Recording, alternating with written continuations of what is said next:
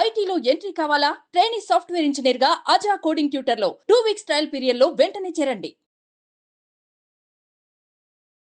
Hey guys, hello everyone, how is it going? This is English Ramesh. Welcome back to the most interesting and comfortable spoken English classes.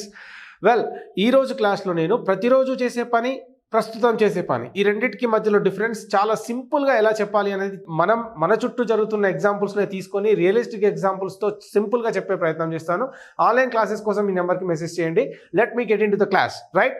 అయితే చూడండి, మనం ప్రతిరోజు రెగ్యులర్గా చేసే పని ఒకటి ఉంటుంది, ఇంకొక రోజు మాత్రం డిఫరెంట్గా చేస్తుంటాం. ఫర్ ఎగ్జాంపుల్ ఎట్లా అంటే, నేను యూజువల్గా కాఫీ తాగుతా అనుకోండి, ప్రతిరోజు నేను కాఫీ తాగుతా, అది నా డైలీ యాక్టివిటీ. ఆఫ్ కోర్స్ నా లైకింగ్ అనొచ్చు, లేకపోతే that's my daily routine.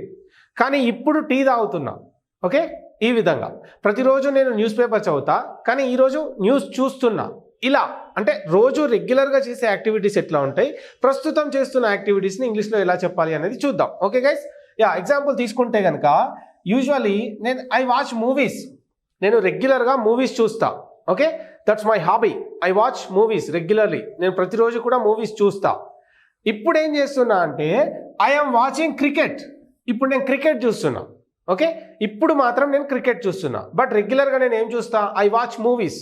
Okay, ఈ విధంగా చెప్తాం. అంటే రెగ్యులర్గా జరిగేదేమో సింపుల్ ప్రెజెంట్లో చెప్తాం. ఈ విధంగా వర్బ్ నెంబర్ 1 వస్తుంది. ఇప్పుడు ప్రస్తుతం జరుగుతున్న పనుల గురించి చెప్పినప్పుడు అమెజార్ తర్వాత వర్బ్ ఐఎన్జీతో వస్తుంది. ఓకే, అలాగే సింపుల్గా ఎగ్జాంపుల్స్ని నేర్చుకునే ప్రయత్నం చేద్దాం. ఇక్కడ చూడండి, అతనికి కాఫీ ఇష్టం. అతనికి రెగ్యులర్గా ఏంటి? కాఫీ ఇష్టం, ప్రతిరోజు కాఫీ తాగుతాడు అతను. ఇప్పుడు ఏం తాగుతున్నాడు అంటే, ఈజ్ హ్యావింగ్ ఏ టీ. అతను ఇప్పుడు టీ తాగుతున్నాడు. Is having a tea because his girl friend likes tea or whatever the reason. Okay, is having a tea. But రెగ్యులర్గా ఏంటి?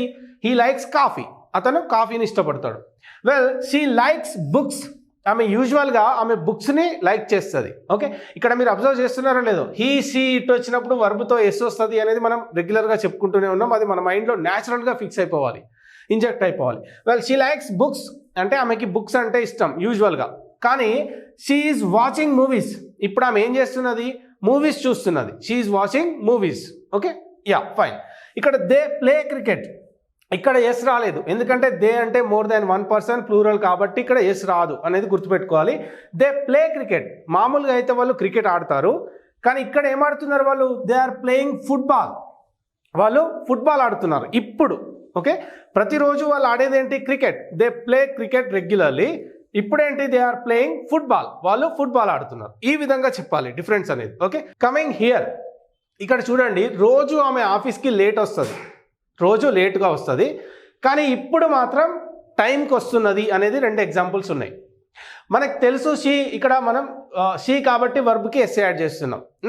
ఏంటి? She comes late, she comes late to the office అంటే ఆమె ఆఫీస్కి లేట్గా వస్తుంది, రెగ్యులర్గా ప్రతిరోజు లేట్గానే వస్తుంది. బట్ ఏంటి? ఇప్పుడేంటి?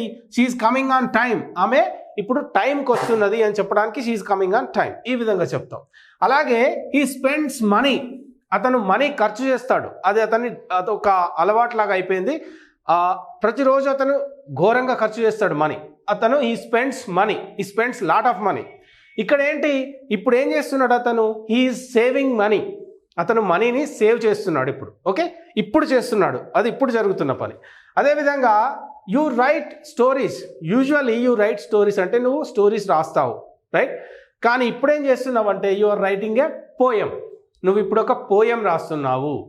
యూజువల్గా అయితే నువ్వు స్టోరీస్ రాస్తావు అంటే యూ రైట్ స్టోరీస్ యూజువల్లీ. ఇప్పుడేంటి?